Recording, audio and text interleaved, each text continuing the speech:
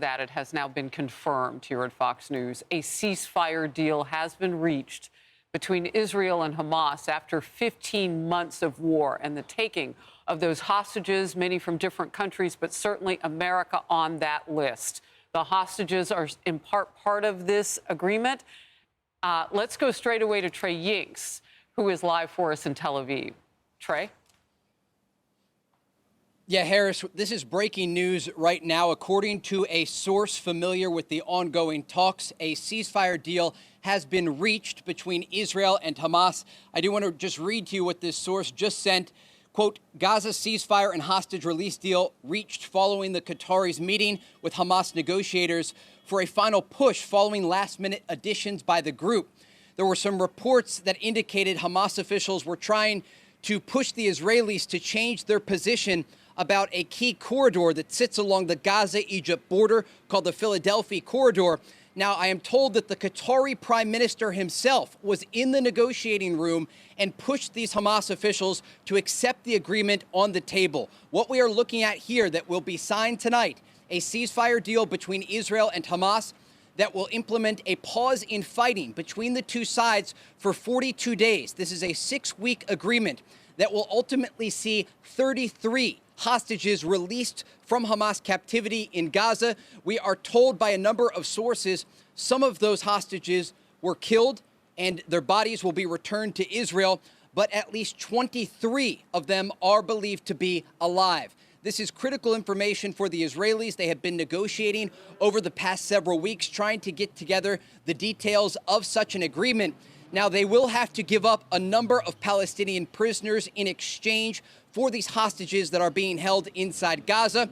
In a briefing earlier this week, I was told by a senior Israeli government official that hundreds of Palestinian prisoners will be released as part of this agreement that will ultimately be implemented in 3 separate phases. We're also told that if phase 1 moves forward as planned, that by day 16 of the ceasefire agreement, intense discussions about phase 2 will start, at which point they will move forward with implementing phase 2 later on. And then ultimately, if everything goes as planned, Israeli forces would withdraw from the Gaza Strip. All of the hostages and the bodies being held by Hamas would be released. And you would have an end to this more than 15-month conflict that erupted here in the Middle East on October 7th. Harris. All right, I want to slow us down for a bit. This is in 2 phases. Talk to me specifically about this phase 1, because you can wait 16 days for the other phase. Who even knows if we'll get there? But this is the one that counts because this is all about the hostages. So those details, again, 23 are believed to be alive. Do we know how many are Americans among them? So we don't know how many of the Israeli Americans are included on that first list, but just to give you a sense of the sourcing in all of this, we've been talking not only with the Israelis, but the Qataris, with Hamas leadership, and also with the incoming Trump administration to get a clear picture of what's happening in these negotiations that just concluded tonight with a resolution to weeks of back and forth conversations. According to many of the officials we've talked with, phase 1 will focus on 33 hostages. A source familiar with the list says that among those people that will be released, the young girls who were the observers in the Israeli army along the border, 5 of them who were taken by Hamas on October 7th into the Gaza Strip, they are expected to be released. Among that list also, any sort of humanitarian hostages. Now, to give you a definition here of what we're being provided with from Israeli officials, humanitarian hostages mean any women, children, or anyone who was injured. Along that list, you'll also see any elderly individuals, people 50 and above. So the people not included in phase 1 will be young male soldiers that were taken on October 7th and any of the male civilians that were taken into the Gaza Strip on that horrendous day. If this moves forward as planned, we are told by officials here in the region that on the very first day of implementation, and this could be as early as this weekend, 3 hostages will be released. They will be exchanged for Palestinian prisoners. There will then be a 6-day waiting period to ensure that this moves forward, and then additional hostages will be released. There is a lot of distrust among both sides of this agreement. It's a very shaky deal, but again, it has moved forward to the point where it appears tonight, according to regional officials, Phase 1 will start to be implemented in the days ahead, and as early as this weekend, we will see alive Israeli hostages released from the Gaza Strip. Harris? Well, look, I was watching last night on social media, and, they were playing music in some of the squares around the country of Israel, and people praying and hoping that this could be true about the hostages. So I know that country now sees some hope with regard to this.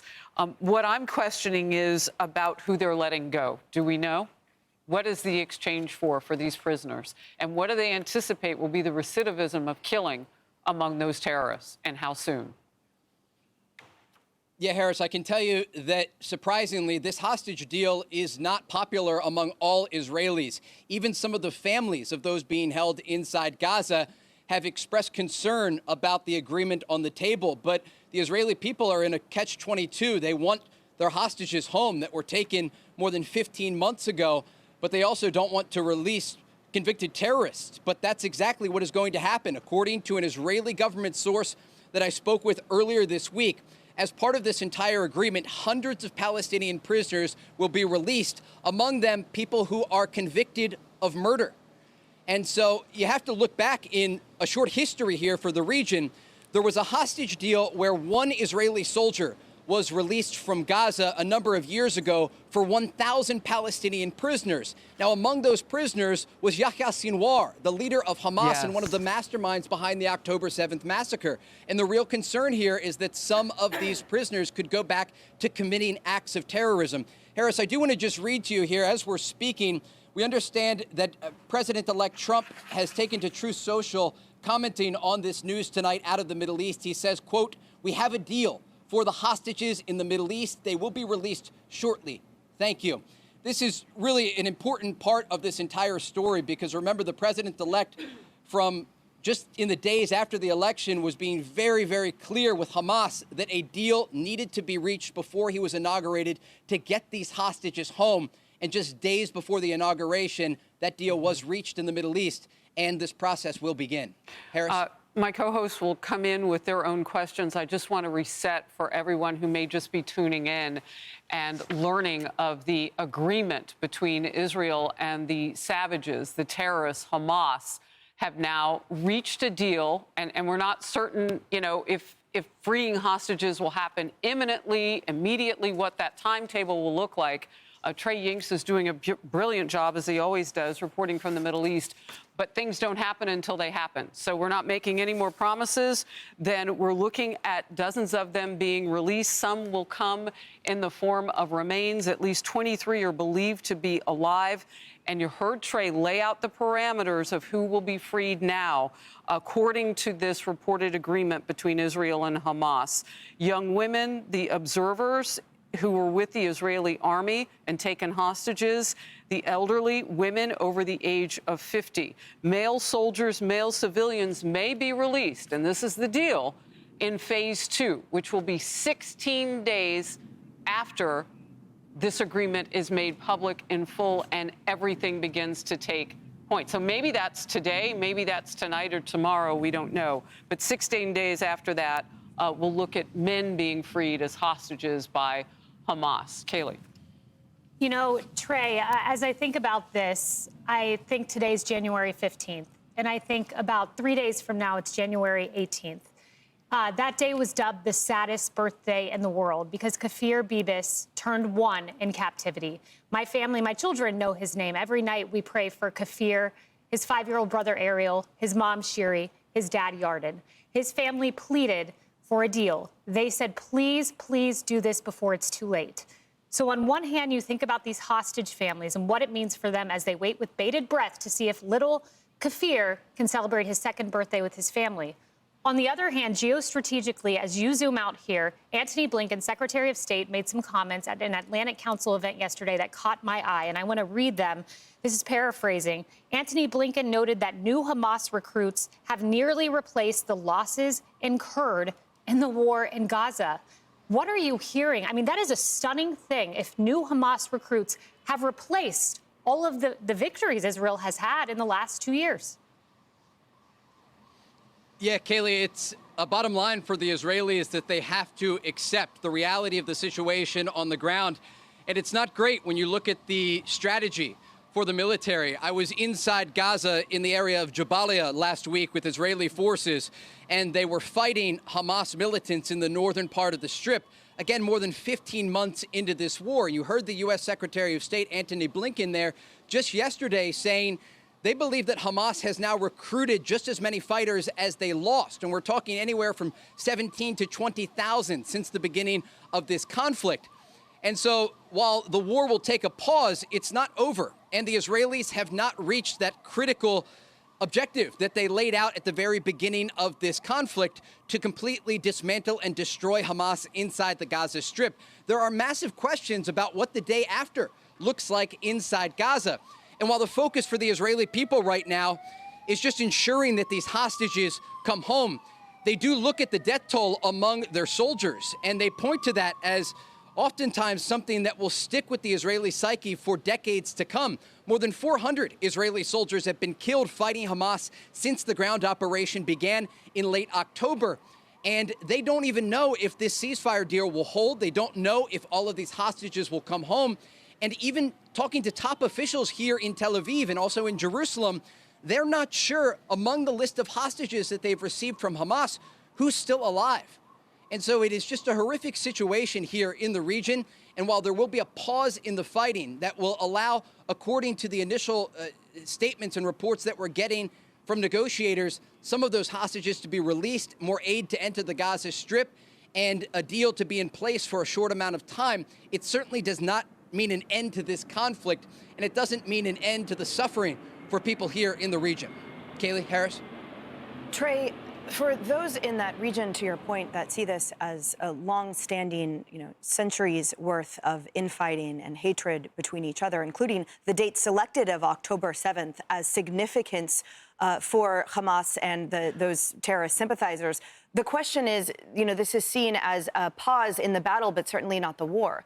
We know that the stated objectives of these terrorist groups who are acting in concert right now include surges and waves of continued terror attacks, and that this Hamas invasion of October 7th was merely a test, a first step to see what, in fact, the response would be of Israel, Europe, and the United States of America. So my question to you is, what's the sentiment there, as well as with your contacts of how long this pause will be in effect, and hopefully the vigilance that needs to be maintained by the United States and our allies in anticipation of further October 7th? Yeah, without getting too deep in the weeds here, I want to just give you a sense of what the situation on the ground looks like now. The Israelis are not in control of the Gaza Strip. They currently are in the Nitzarim corridor that cuts through the northern part of Gaza and the Philadelphia corridor in the south. As part of this agreement, they will withdraw from those key corridors, and they will lose the ability to conduct limited raids from inside Gaza against cells of remaining Hamas and Islamic Jihad fighters. As we look forward, though, in the region, there are real questions about who will be in control of the Gaza Strip, because you have a domestic situation for Israeli Prime Minister Benjamin Netanyahu that is quite serious. There are current members of the far-right coalition here that are holding this government together and keeping the prime minister in power that threatened to leave the coalition if a ceasefire agreement went into effect, if a deal was signed, like we are reporting tonight. And according to initial reports in Israeli media, there was some horse trading behind the scenes with these ministers, basically to say, look, we'll get some of the living hostages out of Gaza, but the war will not end. And so what that means is that some hostages could still be inside Gaza if fighting resumes. And also, it's a clear indication that the prime minister will have to consider some of these ministers if he wants to stay in power and he doesn't want the government to collapse. So it's an incredibly difficult domestic situation. Right. But then you have this broader issue of Hamas and Islamic Jihad cells, not just in the Gaza Strip, but also in places like the West Bank, where overnight the Israelis conducted a drone strike against a Hamas cell from the Al-Qassam brigades there. And so this is an ongoing conflict that certainly is not over. The war will continue in some capacity, even if it is not Trey, inside Gaza. I need to step in real quickly, and I thank you for all of that detail in answer to the question that you were asked. Some of that is why they need at least 16 more days for phase 2, I would imagine, and you're laying it out beautifully. What everybody is looking at on the left side of their screen right now is a live look at Tel Aviv. Remember, I was telling you about these demonstrations that really began last night. I mean, they're a few hours ahead of us, so many of them may have already gotten a rather imminent feeling that something was coming. Well, they're in full strength. Can we hear any of this with what we're bringing in via satellite? Okay, let's listen. אני הולכת להקריא שוב הערב את שמות החטופים, כולם, אלה שבחיים ואלה שלא בחיים, כי את כולם אנחנו דורשים, את כולם בעסקה אחת, להחזיר הביתה עכשיו את עידן שטיבי, את יצחק אלגרט, את ג'ודי ויינשטיין. So what we're watching right now is the support for the deal that would free hostages. And, you know, obviously some of this is in Hebrew, so we can't understand all of it. I want to bring Trey Yingst back in. So, Trey, and I also want to welcome our guest, Darren Gobb, who is a geopolitical strategist, a former Black Hawk helicopter pilot and battalion commander. Trey, just real quickly, tell me what's playing out. And it can't just be in Tel Aviv. What I was watching last night were in several places all across the country welcoming this idea of getting the hostages back. This is just part one. Yeah, absolutely. These demonstrators are on Begin Street in Tel Aviv, Israel's second largest city. They are demonstrating outside of the Kiryat, Israel's version of the Pentagon. They've been meeting there for the past 15 months, demanding the release of these hostages. And we've been there in Hostage Square, very close to here, speaking with them. And they note that the hostages that are going to be released as part of this deal have been held for almost 500 days. Remember, the first agreement back in November of 2023 into December of 2023, it was around 50 days that those hostages had been held. So nearly 10 times the amount of time inside the Gaza Strip. And I interviewed some of those people who were released from Hamas captivity. And the stories that they told from the tunnels inside Gaza were horrific. Things of sexual violence, assault, threatening these hostages with executions. And so you just think these people who have been inside Gaza for nearly 500 days, what they must have gone through during this horrific experience. Look, we know from some who've come home, I know I personally have spent time with the parents of Omer, who lived out on Long Island, and we recently got the message that he did not make it, a young man who had just joined the Israeli army to help out before he continued on to college here in New York. So we know from some of them what may have happened, what was really playing out behind the scenes and how torturous it was. Trey, please stand by.